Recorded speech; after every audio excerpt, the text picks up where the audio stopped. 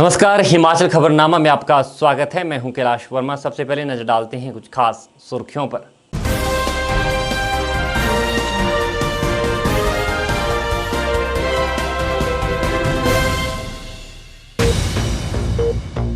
राज्यपाल राजेंद्र विश्वनाथ अर्लेकर व मुख्यमंत्री जयराम ठाकुर ने हिमाचल वासियों को गणेश चतुर्थी पर्व की दी शुभकामनाएं।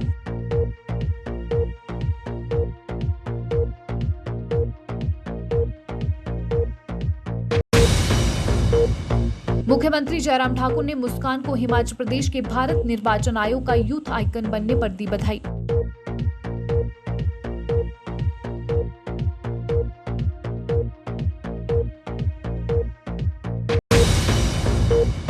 स्वास्थ्य मंत्री डॉक्टर राजीव सैजल की अध्यक्षता में हिमाचल प्रदेश डेंटल कॉलेज एवं अस्पताल शिमला रोगी कल्याण समिति के नियामक मंडल की बैठक का किया गया आयोजन।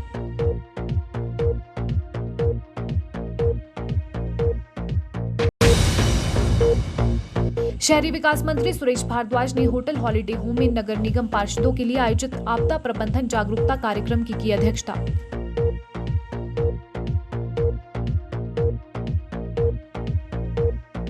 सुर्खियों के बाद अब खबरें विस्तार से।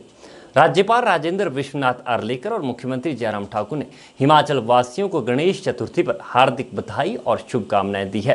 अपने शुभ संदेश में राज्यपाल ने कहा कि गणेश चतुर्थी हिंदुओं का एक प्रमुख त्योहार है जो पूरे देश में हर्षोल्लास के साथ मनाया जाता है। उन्होंने कहा कि सभी देवताओं में प्रथम आराध्य भगवान गणेश जी की सब पर अपार कृपा बनी रहे और समाज में सौहार्द व प्रेम का वातावरण कायम रहे। वहीं मुख्यमंत्री ने भी अपने संदेश में सभी को गणेश चतुर्थी की मंगल कामनाएं दी। उन्होंने कहा कि यह पावन अवसर हर किसी के जीवन में सुख, शांति और आरोग्य लेकर आए। उन्होंने कहा कि विघ्न विघ्नेश्वर भगवान गणेश जी सभी के हर प्रकार के कष्टों का निवारण करें। हिमाचल प्रदेश डेंटल कॉलेज एवं अस्पताल शिमला में रोगी कल्याण समिति के नियामक मंडल की बैठक का आयोजन किया गया। स्वास्थ्य एवं परिवार कल्याण मंत्री डॉक्टर राजीव सैजल की अध्यक्षता में आयोजित इस बैठक में वर्ष 2021-22 में 177 लाख रुपए की प्राप्ति और 380 लाख रुपए के अनुमानित बजट को अनुमोदित किया गया। वहीं वित्तीय वर्ष 2019-20 में 71 लाख और 2020-21 में 175 लाख रुपए के व्यय को भी समिति द्वारा अनुमोदित किया गया। बैठक में अस्पताल की हर मंजिल में एक्वागार्ड लगाने को भी मंजूरी प्रदान की गई। इसके अतिरिक्त कॉलेज में फ्री वाईफाई उपलब्ध कराया जाएगा और कॉलेज के छात्रों एवं कर्मचारियों को आने जाने की सुविधा प्रदान करने के उद्देश्य से सरकारी एजेंसी से बस हायर करने को भी स्वीकृति प्रदान की गई। हिमाचल प्रदेश डेंटल कॉलेज एवं अस्पताल शिमला में रोगी कल्याण समिति के नियामक मंडल की बैठक स्वास्थ्य एवं परिवार कल्याण मंत्री डॉक्टर राजीव सैजल की अध्यक्षता में आयोजित की गई। इस दौरान डेंटल अस्पताल के प्रधानाचार्य डॉक्टर आशु गुप्ता ने बताया कि डेंटल कॉलेज में स्वास्थ्य सुविधाओं को और बेहतर बनाने के उद्देश्य से 250 kilo volt ampere DG set खरीदने की अनुमति स्वास्थ्य मंत्री द्वारा प्रदान की गई है, जिससे ओपीडी की सभी कुर्सियों को डीजी सेट के साथ जोड़ा जाएगा ताकि बिजली जाने की स्थिति में डॉक्टरों और मरीजों को किसी भी प्रकार की परेशानी का सामना न करना पड़े। इसके अतिरिक्त मुख्य चिकित्सा एवं रेडियोलॉजी विभाग के लिए एक नई 3D CBCD मशीन खरीदने की अनुमति भी प्रदान की गई, जिसकी लागत लगभग 70 लाख रुपए आंकी गई है। हमारे यहाँ पे जो जनरेटर था वो करीबन 25 साल पुराना था और उसमें हमारे खर्चा बहुत होता था उसकी मेंटेनेंस के लिए। तो उसके लिए हमने प्रपोजल दी है कि नया जनरेटर इंस्टॉल किया जाए, जिसकी स्वीकृति हमें रोगी कल्याण समिति से मिल गई है और इसका फ़ायदा खासकर पेशेंट्स को भी होगा और डॉक्टर्स को भी होगा। आज की डेट में जो हमारे पास व्यवस्था है उसमें जनरेटर से हमारी डेंटल चेयर्स जुड़ी नहीं है। तो अब जो हम व्यवस्था करने जा रहे हैं उसमें यह है कि हर डेंटल चेयर को हम इस नए जनरेटर से जोड़ेंगे, जिससे पेशेंट के लिए न तो समय की बर्बादी हो और ना ही असुविधा हो। होता क्या है, जब आदमी ट्रीटमेंट करवा रहा होता है तो मुंह खोल के चेयर पे बैठा होता है और सडनली लाइट चली जाती है तो उसका प्रोसीजर वहीं पे रुक जाता है, जिससे कि करने वाले को भी असुविधा होती है और करवाने वाले को भी। तो इसके लिए हमने क्या प्रावधान किया, यदि सारी नई जितनी भी चेयर्स हैं डेंटल कॉलेज की उनको जनरेटर से जोड़ दिया जाए तो अनइंटरप्टेड पावर सप्लाई उन सबको मिलेगी और उसकी वजह से जो ट्रीटमेंट है वो सुचारू रूप से मरीजों की हो सकेगी। इसकी लागत करीबन 35 लाख के आसपास का बजट इसके लिए हमें दिया गया है, जो हमने इलेक्ट्रिसिटी डिपार्टमेंट के थ्रू ही हम इस काम को करवाएंगे। दूसरा, एक्सरे के बारे में आज की डेट में हमारे पास 2 डायमेंशनल एक्सरे की सुविधा उपलब्ध है, जबकि जो लेटेस्ट टेक्नोलॉजी है वो 3 डायमेंशनल एक्सरेज की है, जिसे हम बोलते हैं CBCT, कोन बीम टोमोग्राफी मशीन होती है ये, जिसमें आप किसी भी चीज़ को इसका कंप्लीट फॉर्मेशन आपके सामने आ जाता है, दैट इज़ 3D फॉर्मेशन आ जाता है। ये खासकर हमारे को इम्प्लांट्स के केसेस में, ट्रॉमा या फ्रैक्चर्स के केसेस में, रूट कैनाल्स के केसेस में या इम्प्लांट्स के केसेस में, ऑर्थोडोंटिक ट्रीटमेंट के केसेस में, इन सब में काफ़ी जगह इसका उपयोग है और काफ़ी डेंटल कॉलेजेस में, खासकर सरकारी डेंटल कॉलेज में ये मशीन ऑलरेडी लग चुकी है। तो इसके लिए हमने प्रपोज़ल रखा था RKS में, जिसकी स्वीकृति हमें मिल गई है और अब हम इसमें शीघ्र अतिशीघ्र इसमें कार्य करेंगे और उम्मीद करते हैं कि जल्दी से जल्दी ये सुविधा हम अपने मरीजों को प्रदान कर सकेंगे। शहरी विकास मंत्री सुरेश भारद्वाज ने कहा कि शिमला नगर निगम में United state agency for international development, संयुक्त राष्ट्र विकास कार्यक्रम और केंद्र सरकार के अंतर्गत आपदा प्रबंधन परियोजना कार्य क्रियान्वित किया जा रहा है, जिसके तहत शिमला शहर के लिए आपदा प्रबंधन की 4 नई योजनाएं विकसित की गई है। होटल हॉलिडे होम में नगर निगम पार्षदों के लिए आयोजित आपदा प्रबंधन जागरूकता कार्यक्रम की अध्यक्षता करते हुए शहरी विकास मंत्री ने बताया कि 4 नई योजनाओं में city disaster management plan, Shimla शहर के लिए आपदा प्रबंधन योजनाएं, फायर डिजास्टर मैनेजमेंट प्लान और डिसेबिलिटी प्लान शामिल है। उल्लेखनीय है कि हिमाचल के शहरी और शहरी निकायों के तहत शिमला शहर में इन योजनाओं को क्रियान्वित करने में पहल की है। डिजास्टर मैनेजमेंट के बारे में शिमला नगर निगम द्वारा इस कार्यशाला का आयोजन किया गया था, क्योंकि स्टेक होल्डर्स आम जनता होती है और जनता में चुने हुए प्रतिनिधि जो हैं वो डिज़ास्टर मैनेजमेंट के बारे में जागरूक हों और जानकार हों, ये बहुत आवश्यक है। इसके लिए नगर निगम शिमला द्वारा सभी पार्षदों की ये वर्कशॉप जो है वो यहाँ पर आयोजित की गई थी, जिसमें शिमला की जो है वो डिज़ास्टर मैनेजमेंट से संबंधित सिटी की जो है वो disaster development plan, fire incident हो जाएं, भूस्खलन हो जाए या और कोई इस प्रकार की जो है दुर्घटना हो जाए, उसके बारे में जागरूकता होना। और फिर इसी प्रोग्राम के अंतर्गत जो है वो ऐप्स जो है वो बनाई गई हैं, जिससे शिमला की जो सिविक सर्विसेज हैं उनके बारे में जो है वो सब काउंसलर्स को जो है वो जानकारी रहे और उस ऐप का प्रयोग करके लोगों को बेहतरीन सर्विसेज दे सकें। इस दृष्टि से जो है इस कार्यशाला का आयोजन किया गया था। मैं इसके लिए UNDP के अधिकारियों का और नगर निगम के सभी अधिकारियों का जो है वो धन्यवाद भी करता हूं, उनको बधाई भी देता हूं कि उन्होंने हमारे इलेक्टेड रिप्रेजेंटेटिव्स को जागरूक करने के लिए इस कार्यशाला का आयोजन किया। भाजपा और कॉम्पिटेंट फाउंडेशन ने शहर की विभिन्न सामाजिक संस्थाओं के साथ मिलकर शिमला के रिज मैदान पर रक्तदान शिविर लगाया। हिमाचल भाजपा के सह प्रभारी संजय टंडन के जन्मदिवस के उपलक्ष्य पर आयोजित इस रक्तदान शिविर का शुभारंभ भाजपा प्रदेश महामंत्री एवं मुख्यमंत्री के राजनीतिक सलाहकार त्रिलोक जम्वाल ने किया। शिविर में भाजपा कार्यकर्ताओं और सामाजिक संस्थाओं से जुड़े लोगों ने रक्तदान किया। भारतीय जनता पार्टी ने सामाजिक संस्था कॉम्पिटेंट फाउंडेशन व सामाजिक संगठनों के साथ मिलकर शिमला के ऐतिहासिक रिज मैदान पर हिमाचल भाजपा के सह प्रभारी संजय टंडन के जन्मदिवस के उपलक्ष्य पर रक्तदान शिविर का आयोजन किया। रक्तदान शिविर का शुभारंभ भाजपा महामंत्री एवं मुख्यमंत्री के राजनीतिक सलाहकार त्रिलोक जम्वाल ने किया। इस दौरान उन्होंने कहा कि कॉम्पिटेंट फाउंडेशन द्वारा आज 6 राज्यों में दिल्ली, उत्तर प्रदेश, चंडीगढ़, हरियाणा, पंजाब और हिमाचल में 25 रक्तदान शिविरों का आयोजन किया गया है। सबसे पहले तो मैं प्रदेशवासियों को आज गणेश चतुर्थी है उसकी बधाई देता हूं, शुभकामनाएं देता हूं। आज गणेश चतुर्थी के अवसर पर कॉम्पिटेंट फाउंडेशन जो है उसके माध्यम से और हमारी शिमला की और NGO मिलकर ये समाज का नेक कार्य कर रहे हैं। जैसा हम सब जानते हैं कि नर सेवा नारायण सेवा और रक्तदान महादान, सब दानों में महादान अगर किसी को कहा गया है तो रक्तदान को कहा गया है। जो वॉलंटियर्स आज रक्तदान कर रहे हैं मैं उनका धन्यवाद भी करता हूं और उनको शुभकामनाएं भी देता हूं कि वो इस नए कार्य में लगे हैं। और जो ऑर्गेनाइजेशनें, जो NGOs इस काम को कर रही हैं, मैं उनके पदाधिकारियों को भी साधुवाद। वहीं शिमला के जोनल अस्पताल DDU की blood bank incharge Ganga Sharma ने बताया कि शिमला की विभिन्न सामाजिक संस्थाओं द्वारा समय समय पर रक्तदान शिविर का आयोजन किया जाता है, जिसमें यहां के स्थानीय लोग बढ़ चढ़कर हिस्सा लेते हैं। वहीं उन्होंने उम्मीद जताई कि आगे भी संस्थाओं द्वारा इसी तरह रक्तदान शिविर आयोजित करवाए जाएंगे। बहुत बड़ी बात है हमारे शिमला के लिए, हमारे हिमाचल प्रदेश के लिए, कि लोग यहाँ बहुत जागरूक हैं और वो हॉस्पिटल्स की मदद के लिए, ब्लड के लिए ऑर्गेनाइजेशन ऐसे करते रहते हैं।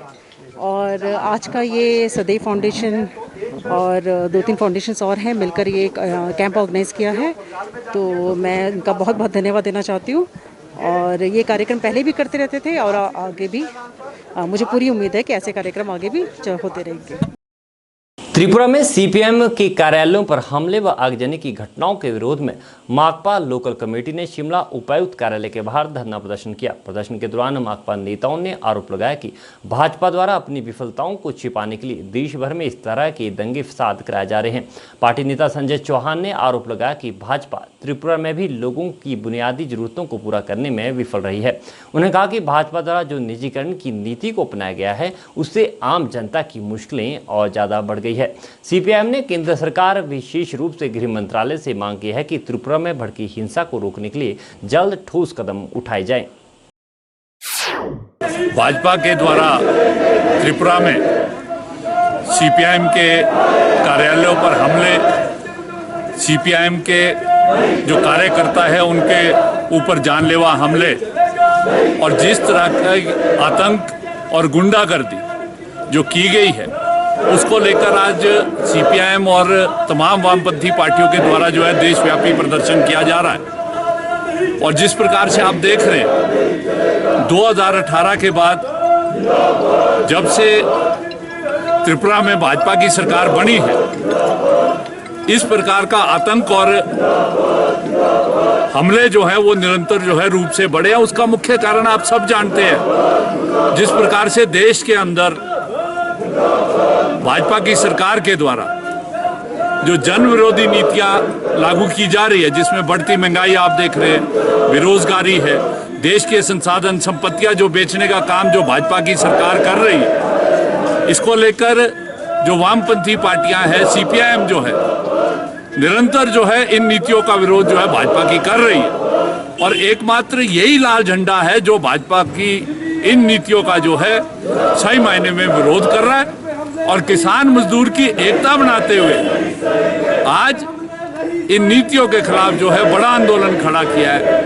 इसी मंशा के चलते जो है भाजपा त्रिपुरा के अंदर, देश के अन्य हिस्सों के अंदर इस जन विरोधी नीतियों के खिलाफ ये जो वामपंथी पार्टियों का आंदोलन है उसको रोकने का कार्य कर रहा है। हम आज देश के प्रधानमंत्री और गृह मंत्री से आग्रह कर रहे हैं कि देश के अंदर कानून व्यवस्था बनाए रखना ये सरकार की जिम्मेवारी है। और ये जो जिस प्रकार से लोकतंत्र के ऊपर, जनतंत्र के ऊपर हमले जो है भाजपा के द्वारा किए जा रहे हैं, उस पर जो है तुरंत रोक लगाई जाए।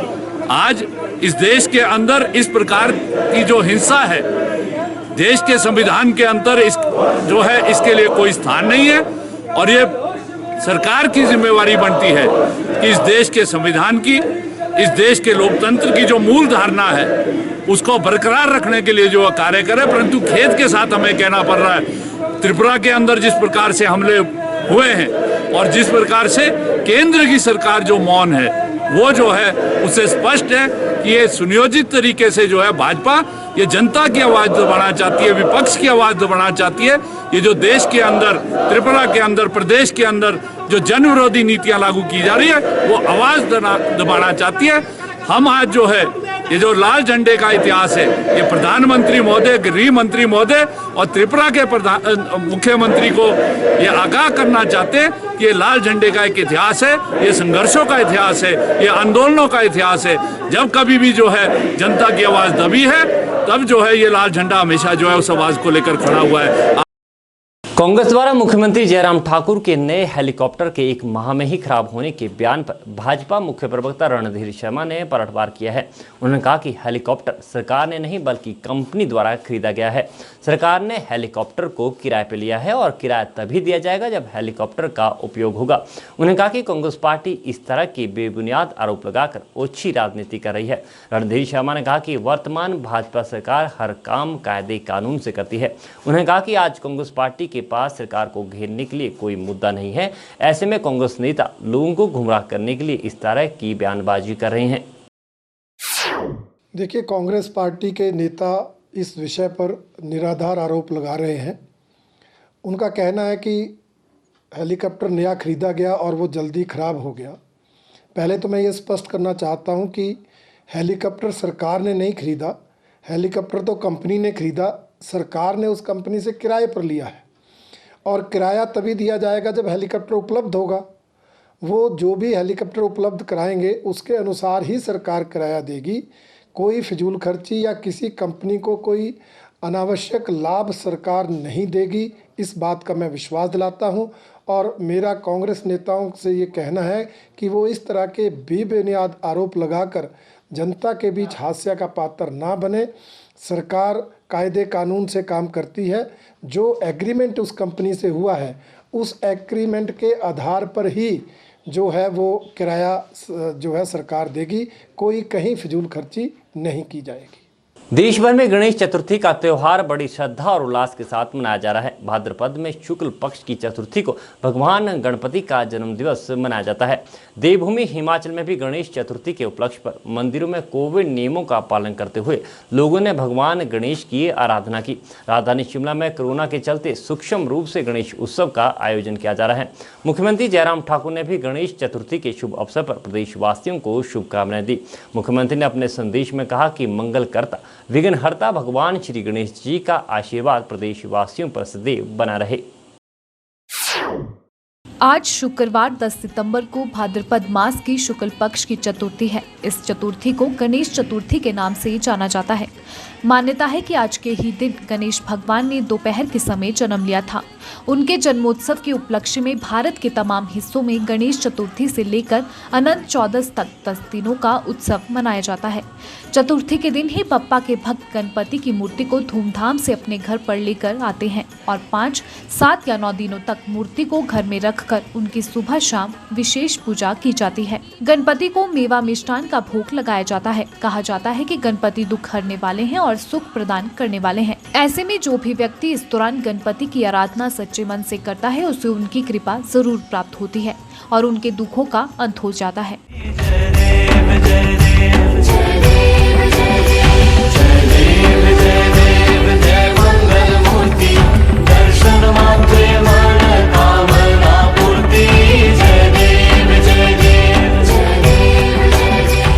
वहीं प्रदेश भर में शुक्रवार को गणपति चतुर्थी की धूम रही। बात करें राजधानी शिमला की तो यहां सिद्धि विनायक सेवा ट्रस्ट द्वारा गणेश चतुर्थी हर वर्ष बड़े ही श्रद्धा और हर्षोल्लास के साथ मनाई जाती थी, लेकिन कोरोना के कारण इस वर्ष ट्रस्ट द्वारा छोटे स्तर पर ही कार्यक्रम आयोजित किया जा रहा है। ट्रस्ट के सदस्य राजकुमार अग्रवाल ने बताया कि उनके द्वारा इस वर्ष गणेश चतुर्थी छोटे स्तर पर ही आयोजित की जा रही है, जिसमें सरकार द्वारा जारी सभी कोरोना नियमों का सख्ती से पालन किया जा रहा है। हमारा ट्रस्ट सिद्धि विनायक सेवा मंडल ट्रस्ट रजिस्टर्ड, जो पिछले 8 सालों से ये गणपति उत्सव महोत्सव मनाता आ रहा है। हम लगभग 2 साल से ये कोविड की वजह से हम ये छोटा सा प्रोग्राम ही कर पा रहे हैं, क्योंकि कोविड की जो गाइडलाइन है उसको फॉलो करने के लिए। वैसे हम 108 मूर्ति की स्थापना करते थे, पर ये कोविड की वजह से इस बार हम 1 ही मूर्ति की स्थापना करते हैं और कोविड की जो भी गाइडलाइन है उसको फॉलो करके इस कार्यक्रम को सुचारू रखते हैं। ये जो हमारा कार्यक्रम है, आज मूर्ति स्थापना हुई है और 19 को हमारा विसर्जन सुन्नी में होगा। बता दें, सिद्धि विनायक सेवा मंडल द्वारा हर वर्ष गणेश चतुर्थी बड़े ही धूमधाम के साथ मनाई जाती थी। और हर वर्ष 108 मूर्तियों की स्थापना की जाती थी।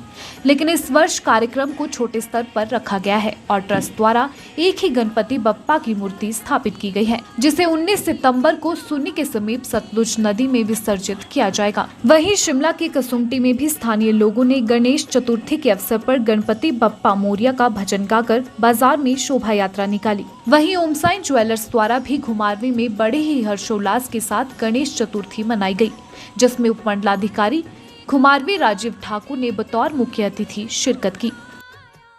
जहां एक और भारत अपनी आज़ादी की 75वीं वर्षगांठ पर अमृत महोत्सव मना रहा है, तो वहीं हिमाचल प्रदेश भी अपनी स्थापना के 50 वर्ष पूरे होने पर स्वर्णिम जयंती मना रहा है, जिसके तहत कई कार्यक्रम आयोजित किए जा रहे हैं। कार्यक्रम की इस कड़ी में शिमला के गेयटी थिएटर में भाषा एवं संस्कृति विभाग द्वारा राजभाषा हिंदी पखवाड़े के अंतर्गत राज्य स्तरीय युवा सम्मेलन एवं लेखक गोष्ठी का आयोजन किया गया। कार्यक्रम में हिमाचल की विकास यात्रा में हिंदी का योगदान विषय पर कविता पाठ भी किया गया। देश की आज़ादी की 75वीं वर्षगांठ और हिमाचल प्रदेश की स्थापना के 50 वर्ष पूर्ण होने के उपलक्ष्य पर भाषा एवं संस्कृति विभाग द्वारा शिमला के गेयटी थिएटर में राजभाषा हिंदी पखवाड़े के अंतर्गत हिमाचल की विकास यात्रा में हिंदी का योगदान विषय पर राज्य स्तरीय युवा सम्मेलन एवं लेखक गोष्ठी का आयोजन किया गया, जिसमें भाषा एवं संस्कृति विभाग के अतिरिक्त निदेशक डॉक्टर सुरेश चंद्र जसवाल ने बतौर मुख्य अतिथि शिरकत की। उन्होंने बताया कि इस कार्यक्रम को 2 सत्र में आयोजित किया गया है, जिसके पहले सत्र में राज्य स्तरीय युवा कवि सम्मेलन और दूसरे सत्र में राज्य स्तरीय लेखक गोष्ठी का आयोजन किया गया है। जैसे कि सबको मालूम है कि हिंदी पखवाड़ा मनाया जा रहा है और आज राज्य स्तरीय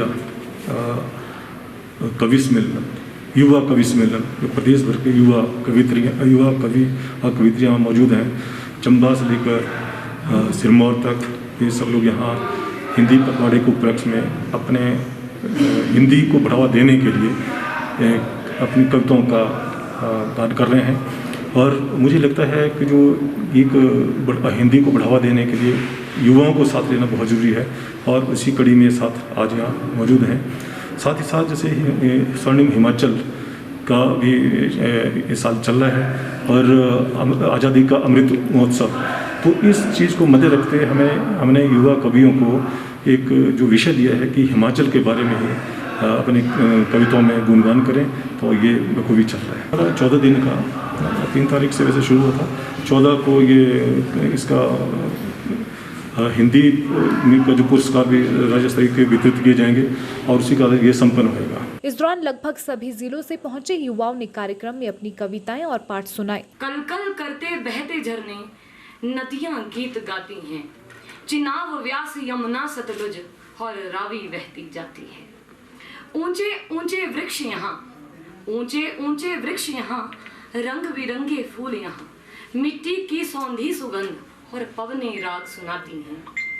चूड़ चांदनी है चूड़धार, श्वेत मुकुट है धौलाधार, शिव की अलका शिवालिक श्रृंखला, पीर पंजाल पांगी रेंज कही जाती है। हिम का आंचल हुआ स्वर्णिम, कि हिम का आंचल हुआ स्वर्णिम, जयंती स्वर्ण मनाता है और बड़े हिमाचल प्रगति पथ पर बच्चा बच्चा गाता है। कि हिम का आंचल हुआ स्वर्णिम, जयंती स्वर्ण मनाता है और बड़े हिमाचल प्रगति पथ पर बच्चा बच्चा गाता है। और भोले भाले लोग यहाँ के मैत्री भाव सिखाते हैं, और भोले भाले लोग यहाँ के मैत्री भाव सिखाते हैं। बैसाखी, क्रिसमस, ईद, दिवाली मिलजुल सभी मनाते हैं। सच कहना और प्रेम से रहना हर गली कूचा सिखाता है। कि सच कहना और प्रेम से रहना हर गली कूचा सिखाता है। और हिम का आंचल हुआ स्वर्णिम, जयंती स्वर्ण मनाता है। हिम का आंचल हुआ स्वर्णिम, जयंती स्वर्ण मनाता है। प्राचीन शिमला मनाली आदि चित्कर्षक स्थान है। पर्यटक सुंदरता का देश विदेश में करते बखान है। हमें प्रदेश पर अपने बहुत अभिमान है। स्वर्ग से सुंदर हिमाचल प्रदेश महान है। स्वर्ग से सुंदर हिमाचल प्रदेश महान है। चंबा का मिंजर मेला शिवरात्रि हिमाचल की शान है। जी, चंबा का मिंजर मेला शिवरात्रि हिमाचल की शान है। लवी रामपुर का दशहरे में बस्ती देवताओं की जान है। सीधे साधे लोग यहाँ के बनाते तरह तरह के पकवान हैं।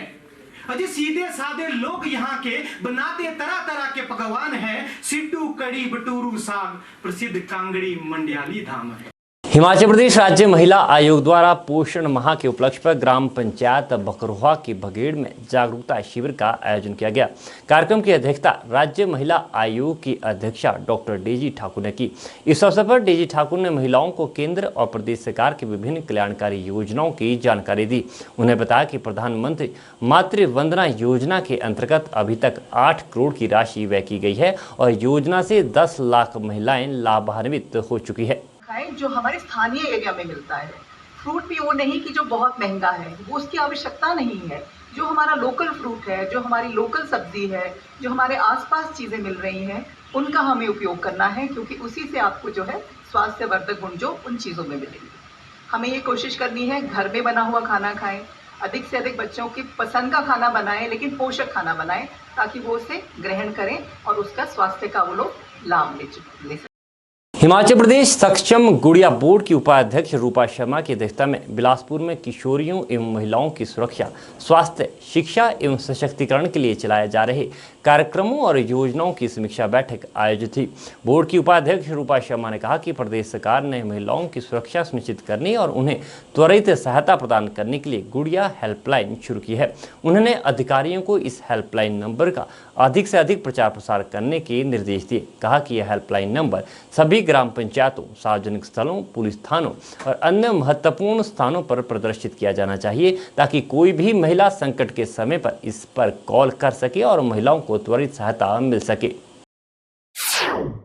कि एक तो जो गुड़िया हेल्पलाइन है 15 उसे अभी मर्ज भी कर दिया गया है 112, ये दोनों हेल्पलाइन इनको बस स्टॉप पे, पंचायत घरों में और विद्यालयों में हर जगह ये होना चाहिए। वन स्टॉप सेंटर का भी, मान लो जो यहाँ वन स्टॉप सेंटर है, अगर उसका एक चार्ट लगा होगा बस स्टॉप में, तो जब वहां पर कोई खड़ा होगा, बस के लिए खड़ा होगा, उसे यदि उसकी आवश्यकता पड़ती है तुरंत जाएगा, उस पर नंबर घुमाएगा या उसे किसी ना किसी तरह की हेल्प मिल जाएगी। इसी तरह 15-15 के माध्यम से बहुत सारी ऐसी लड़कियां हैं जो संपर्क में आई, जिन्हें की अभी तक जो बीच में कोरोना हो गया तो कम हुआ, नहीं तो लगभग 7,000 के करीब 15-15 पे ही कंप्लेंट दर्ज हुई, जिसमें से अभी बाकी सारे केस कोर्ट में चल रहे हैं। केवल 215 या 283 केस ऐसे हैं जो अभी तक जिनमें कुछ हुआ नहीं है,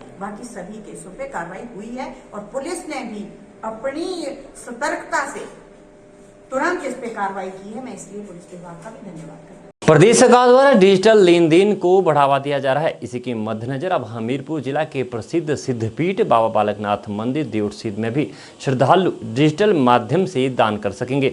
उपायुक्त हमीरपुर एवं बाबा बालकनाथ मंदिर न्यास की आयुक्त देवश्वेता बनिक ने बताया कि मंदिर परिसर में डिजिटल सुविधा का प्रावधान करते हुए 5 POS मशीनें स्थापित की गई है और जल्द ही QR कोड भी लगाए जाएंगे ताकि श्रद्धालु विभिन्न डिजिटल माध्यमों से स्वैच्छिक दान कर सके। प्रदेश सरकार द्वारा डिजिटल लेन देन को बढ़ावा दिया जा रहा है। इसी के मद्देनजर अब हमीरपुर जिला के प्रसिद्ध बाबा बालकनाथ मंदिर देवसिद्ध में श्रद्धालु भी डिजिटल माध्यम से दान कर सकेंगे। उत्तर भारत के प्रसिद्ध सिद्धपीठ बाबा बालकनाथ मंदिर में हर साल लाखों की संख्या में देश और विदेश से श्रद्धालु दर्शन के लिए आते हैं और मंदिर को करोड़ों रुपए नगद चढ़ावे के रूप में दान करते हैं। बाबा बालकनाथ मंदिर न्यास ने ऑनलाइन दान देने की सुविधा के बाद अब मंदिर परिसर में श्रद्धालु की सुविधा के लिए POS मशीनें स्थापित करवा दी हैं। इन मशीनों और QR कोड के लग जाने के बाद श्रद्धालुओं को दान करने के लिए नकदी लेकर चलने की भी आवश्यकता नहीं रहेगी और उनको इसकी रसीद भी तुरंत मिल जाएगी। बाबा बालकनाथ मंदिर न्यास की आयुक्त देवश्वेता बनिक ने बताया कि डिजिटल दान के लिए मंदिर परिसर में अलग अलग स्थानों पर 5 POS मशीनें स्थापित की गई हैं और जल्द QR कोड भी लगाए जाएंगे। उन्होंने कहा कि डिजिटल माध्यम का प्रयोग करने से जहां मंदिर में आने वाले श्रद्धालुओं को सुविधा होगी, वहीं मंदिर प्रबंधन से जुड़े सभी अधिकारियों और कर्मचारियों को भी काफी सुविधा होगी। उन्होंने कहा कि डिजिटल माध्यम से दिए गए दान की राशि की गिनती की आवश्यकता भी नहीं रहेगी। जिलाधीश ने सभी श्रद्धालुओं से इस सुविधा का लाभ उठाने की अपील की है। केंद्र सरकार, प्रदेश सरकार, जिला प्रशासन, विभिन्न विभागों के द्वारा भी डिजिटल माध्यम से पेमेंट्स, फाइनेंशियल ट्रांजैक्शंस में पारदर्शिता, ये एक काफ़ी अहम एक मुद्दा रहा है जिसको बढ़ावा मिल रहा है। और उसी कड़ी में हमने बाबा बालकनाथ ट्रस्ट के माध्यम से एक विशेष पहल शुरू की है हमारे डेओट स्थित बाबा बालकनाथ मंदिर में, जिसमें जितने दानी, जितने श्रद्धालु अपना चढ़ावा या अपना दान देते हैं मंदिर में आके, उनके लिए एक कैशलेस डिजिटल माध्यम से पेमेंट का हमने गेटवे शुरू किया है। मंदिर परिसर के इर्द गिर्द 5 स्थानों में ये पॉस मशीन्स की स्थापना जो है वो परसों की गई है, जिसके तहत जो भी श्रद्धालु हैं वो अभी इस हफ्ते के लिए हम सिर्फ कार्ड या क्रेडिट कार्ड या डेबिट कार्ड के माध्यम से स्वाइप करते हुए अपनी जो है डोनेशन सीधे तौर पे मंदिर के अकाउंट में दे सकते हैं। और विद इन अ वीक हम लोगों की QR कोड जनरेशन जो है वो हो जाएगी, जिसके तहत ये 5 काउंटर्स में QR code based UPI payments का जो है डिजिटल पेमेंट वो भी शुरू हो जाएगा, जिससे जैसा कि हम सब काफ़ी इनसे इस तरह की माध्यमों से जुड़ चुके हैं काफ़ी बड़े पैमाने पे, जैसे कि गूगल पे, पेटीएम, फ़ोन पे, इस तरह के, और भीम ऐप पे काफ़ी सारे यूज़र्स जो हैं आजकल, हम सब्जी से लेके दूध से लेके दूसरे आइटम्स भी ऐसे ही माध्यम से खरीदते हैं। तो हमने ये सोचा ट्रस्ट के माध्यम से कि इस तरह की डिजिटल ऑनलाइन पेमेंट की सुविधा मंदिर के श्रद्धालुओं को भी हम दें, ताकि जहाँ पे श्रद्धालुओं के लिए सहूलियत पैदा होती है, उसी के साथ साथ मंदिर के अकाउंट्स, फाइनेंसेस और मंदिर में चढ़ावे का प्रोसेस भी ट्रांसपेरेंट और पारदर्शी बनता है। तो हम आशा करते हैं कि सभी श्रद्धालु जो है इस फैसिलिटी का फ़ायदा उठाएंगे और खुले दिल से हमारे मंदिर के तरफ जो होने वाले कार्यों के लिए जो है अपना कंट्रीब्यूशन देंगे। सिरमौर जिला मुख्यालय नाहन में ऑल हिमाचल मुस्लिम वेलफेयर सोसाइटी की बैठक आयोजित हुई, जिसमें मुस्लिम समुदाय से जुड़े विभिन्न मुद्दों पर चर्चा की गई। बैठक की अध्यक्षता ऑल हिमाचल मुस्लिम वेलफेयर सोसाइटी के चेयरमैन सादिक खान ने की। बैठक में मुख्य रूप से प्रदेश के कई जिलों में खाली पड़े उर्दू शिक्षकों के 68 पदों को भरने पर चर्चा की गई। सोसाइटी के चेयरमैन साजिद खान ने बताया कि लंबे समय से इन पदों को भरने की मांग सरकार से की जा रही है। उन्होंने कहा कि ऑल हिमाचल मुस्लिम वेलफेयर सोसाइटी सभी धर्म से जुड़े लोगों के लिए काम करती है और जल्द सोसाइटी द्वारा ब्लॉक स्तर पर भी कमेटियां बनाई जाएगी, ताकि अधिक से अधिक जनहित के मुद्दों को उठाया जा सके। उस कम्युनिटी हाल के प्रति हम आज एक संज्ञान लेंगे। हम एक विज्ञापन जो है वो DC महोदय जी को भी पेश करेंगे। हमारे बहुत बार आदमी जो है हमारे साथ इसी मैदान के senior vice chairman Shakeel advocate ji हैं, एडवोकेट जी हैं, हमारे senior vice chairman Pratish ji हैं, और captain Saleem ji vice president है हमारे डिस्ट्रिक्ट सिरमौर के ऑल हिमाचल मुस्लिम सोसाइटी के। और इसके साथ हमारा एक और कुछ हमें यहाँ लोगों से सोसाइटी का मकसद है कि सोसाइटी के प्रति पब्लिक का कम्युनिटी का बेहतर करना। हमारे पास कुछ थोड़ा सा शिकायत आई हुई है नाहन की ग्रेवयार्ड की कि वो कुछ झाड़ियाँ हैं, बुशिश हैं, और सोसाइटी को जब भी कोई गुहार करता है तो सोसाइटी उसके लिए कृतसर्प है। तो हम उस मुद्दे को भी आज यहाँ रखेंगे और उसके लिए हम जल्दी से युद्ध स्तर पर हम कार्य करने की कोशिश करेंगे, ताकि कब्रिस्तानों की सफाई जो प्रॉपर की जाए। उसके साथ हमारा कुछ सोसाइटी का जो इनकम सोर्सेज है उसको जनरेट करने के लिए हमने प्लान बनाया हुआ है कि जब सोसाइटी को इनकम सोर्सेज को जनरेट करने के लिए हम अच्छे सभी से लोगों से चर्चा करने के बाद सुझाव देंगे, तो हम सोसाइटी को अच्छा बैनर आगे ले जाने में कामयाब होंगे, ताकि उसमें हम मुस्लिम लड़कियों की गरीब जो शादियां करनी होती हैं तो हम सोसाइटी जब हमारे पास फंड होता है सोसाइटी जो है उनको सहायता मुहैया करवाएगी। और इसके साथ एजुकेशन के ऊपर, उर्दू टीचर के ऊपर खासकर हमारा एक चर्चा हो रही है, बिकॉज हमारी 68 पोस्ट जो है वो लाइंग वेकेंट पड़ी हुई है अभी एजुकेशन डिपार्टमेंट में। तो अभी इसके प्रति भी मैं अभी शिमला गया था, हाल ही में मेरी डिस्कशन हुई है, तो केस जो है वो गवर्नमेंट को गया हुआ है, तो उसमें कुछ विषय है उसके ऊपर हम आज बात कर रहे हैं कि किन किन स्कूलों में वो जो उर्दू टीचर जो है वो लाजमी से गवर्नमेंट जो है उसका आदेश जारी करे, ताकि रिक्रूटमेंट हमारे हो 68 उर्दू टीचर जब हमारे ही समुदाय के बच्चे लड़के लड़कियां लगेंगे तो हमारे इस कम्युनिटी के लोगों को रोजगार का फ़ायदा होगा। और इसके साथ कुछ और हमारे मुद्दे हैं। हम चाहते हैं कि पब्लिक का वेलफेयर करना, साथ में हमारा जो सोसाइटी है, इस सोसाइटी का मकसद है कि सर्वधर्म सम्मेलन सोसाइटी है ये।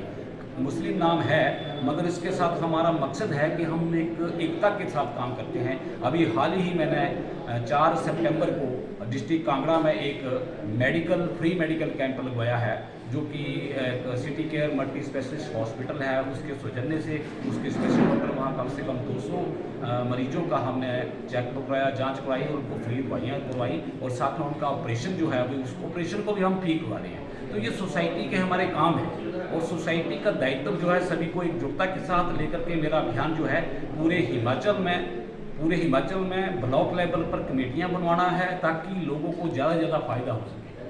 जिला मुख्यालय नाहन में करीब 6.5 करोड़ की लागत से बने कोऑपरेटिव बैंक कार्यालय का शुभारंभ बैंक के निदेशक बलदेव भंडारी ने किया। इस दौरान प्राथमिक सहकारी सभाओं व दुग्ध उत्पादक सहकारी सभाओं के लिए 1 दिवसीय कार्यशाला का आयोजन भी किया गया। बैंक के निदेशक बलदेव भंडारी ने बताया कि वर्तमान समय में हिमाचल प्रदेश के 6 जिलों में बैंक की 242 शाखाएं काम कर रही हैं। उन्होंने कहा कि बैंक की प्रदेश के दूरदराज और ग्रामीण क्षेत्रों में भी शाखाएं हैं, और कोऑपरेटिव बैंक द्वारा अपने ग्राहकों को बेहतर बैंकिंग सुविधा देने के लिए हर आवश्यक कदम उठाए जा रहे हैं। जिला मुख्यालय नाहन में करीब 6.5 करोड़ की लागत से बने कोऑपरेटिव बैंक कार्यालय का शुभारंभ कोऑपरेटिव बैंक के निदेशक बलदेव भंडारी द्वारा किया गया। कुछ माह पूर्व इस कोऑपरेटिव बैंक के नवनिर्मित भवन का उद्घाटन प्रदेश के मुख्यमंत्री जयराम ठाकुर द्वारा किया गया था। मीडिया से बात करते हुए कोऑपरेटिव बैंक के निदेशक बलदेव भंडारी ने बताया कि हिमाचल प्रदेश के 6 जिलों में बैंक की 242 शाखाएं काम कर रही हैं। उन्होंने कहा कि बैंक उन दूरदराज क्षेत्रों में अपनी शाखाएं खोलता है जहां दूसरे बैंक अपनी शाखा खोल नहीं पाते। भंडारी ने बताया कि जिन ग्रामीण इलाकों में बैंक सुविधा उपलब्ध नहीं है, ऐसे स्थानों पर भी कोऑपरेटिव बैंक द्वारा सोसाइटीज बनाई जा रही हैं, जिसमें 25,000 तक निकालने और 49,000 जमा करवाने की सुविधा दी जा रही है। इसके अलावा किसानों के क्रेडिट कार्ड भी बनाए जा रहे हैं, ताकि किसानों को वित्तीय सुविधा उपलब्ध करवाई जा सके। उन्होंने बताया कि यहां आयोजित हुई कार्यशाला में दुग्ध व्यवसाय और कृषि व्यवसाय से जुड़े लोगों को प्रोत्साहन देने के लिए सरकार द्वारा चलाई जा रही कल्याणकारी योजनाओं के बारे में भी जानकारी दी गई। उन्होंने कहा कि पिछले कुछ वर्षों से जिला के किसानों का रुझान नकदी फसलों की तरफ होने की वजह से दुग्ध उत्पाद में कमी दर्ज की गई थी। ऐसे में दुग्ध उत्पादों को प्रोत्साहन देने के लिए हिमफेड द्वारा समय समय पर दूध के रेट भी बढ़ाए जा रहे हैं। साथ ही कई योजनाएं भी चलाई जा रही हैं। हमारा जो हिमाचल जिला सिरमौर है, यहाँ पर हमारी 28 हमारी ब्रांचेज हैं कोऑपरेटिव बैंक की, और 2 हमारे एक्सटेंशन काउंटर है। इनके माध्यम से जिला सिरमौर के हम जो दूर दराज के क्षेत्र हैं जहाँ पर कोई बैंक नहीं जाता, वहाँ पर हमारा कोऑपरेटिव बैंक लोगों को बैंक की सुविधाएं देते हैं। और जो हमारा ये अभी 31/3/2021 जो पिछला साल हमारा गया है, इसमें हमारा ग्रोस प्रॉफिट जो है जिला सिरमौर का 29 करोड़ के करीब हमारा रहा है। और जो आज जो हमने कार्यक्रम रखा है, आज हमारा जो हमारे जिला सिरमौर की जितनी भी हमारी एग्रीकल्चर सोसाइटी पैक्स हैं, और तथा जो हमारी दुग्ध की जो हमारी सहकारी सभाएं हैं, उन लोगों के लिए हमने एक अवेयरनेस कैंप आज यहाँ पर रखा है। इसमें हम लोगों को कोऑपरेटिव बैंक के बारे में कौन कौन सी हमारी स्कीम्स हैं उनके बारे में हम जानकारी सब लोगों को देंगे, किस तरह के लोगों आवंटित करते हैं, किस तरह उसकी ब्याज की दरें हैं, वो सारा हम इन लोगों को आज ट्रेनिंग के रूप में इनको प्रशिक्षण देंगे। जिला कांगड़ा के दूसरे सबसे बड़े स्वास्थ्य संस्थान जोनल अस्पताल धर्मशाला में अब डिजिटल एक्सरे मशीन स्थापित कर दी गई है। लगभग 24 वर्ष पुरानी एक्सरे मशीन को बदलकर यहां 9 लाख रुपए की लागत से नई मशीन स्थापित की गई है, जिससे अब अस्पताल में आने वाले मरीजों को अत्याधुनिक तकनीक से लैस इस मशीन से एक्सरे करवाने की सुविधा मिलेगी। बता दें कि इससे पूर्व जोनल अस्पताल धर्मशाला में पुरानी एक्सरे मशीन के बार बार खराब होने के कारण मरीजों को काफ़ी दिक्कतों का सामना करना पड़ रहा था।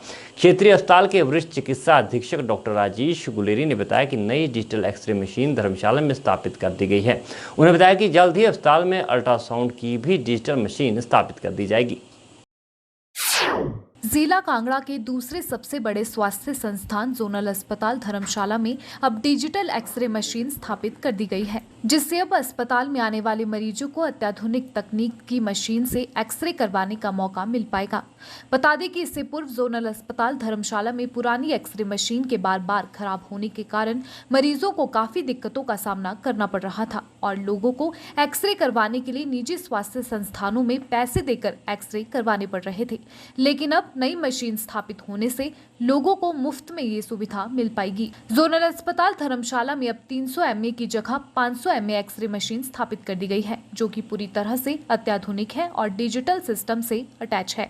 क्षेत्रीय अस्पताल के वरिष्ठ चिकित्सा अधीक्षक डॉक्टर राजेश गुलेरिया ने बताया कि नई डिजिटल एक्सरे मशीन अस्पताल में स्थापित कर दी गई है।